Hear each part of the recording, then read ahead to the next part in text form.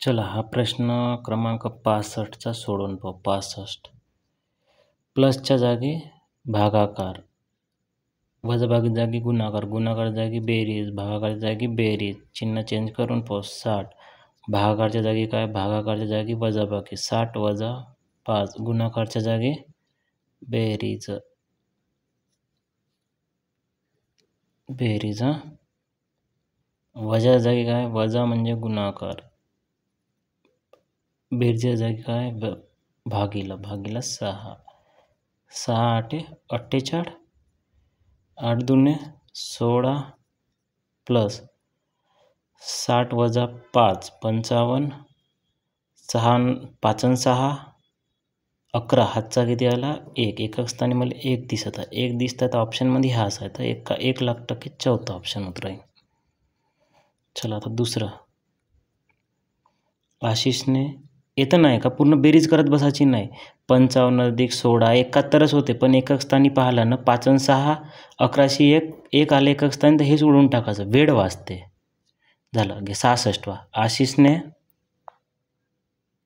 बँकेकडून दशादशे म्हणजे रेट 11% दराने सरळ व्याज कर्ज घेतले. 2 वर्षाने त्याने 6,600 रुपये सरळ व्याजाने फेडले, तर त्याने किती रुपयाचे कर्ज घेतले? कर्ज किती % आहे? 11%. 2 वर्षासाठी 6,600 सरळ व्याज आलं. तर 1 वर्षासाठी किती येईल? 3,300. 11% याच्यानं, तर मी ऑप्शननं जाईन. ऑप्शननं मला वाटत आहे की हा तिसराच ऑप्शन राहील करेक्ट. जर मी 30,000 घेतले, 1 2 3 4 शून्य, 11% व्याज, 11 भागीला 100, 2 शून्य 2 शून्य कटले, हा 2 शून्य इथं लिहिला. 11 त्रिक 33, 11 त्रिक 33 हे पहिल्या वर्षाचं. पहिल्या वर्षाचं एवढं आलं सेम, याला जर 2 वर्षानं गेलं तर गुणाचं बराबर आलं, म्हणजे हाच उत्तर आहे. ऑप्शननं सिधं जायचं, इलिमिनेट. चला हे सर्व सफरचंद आंबे आहे गे. सर्व सफरचंद आंबे,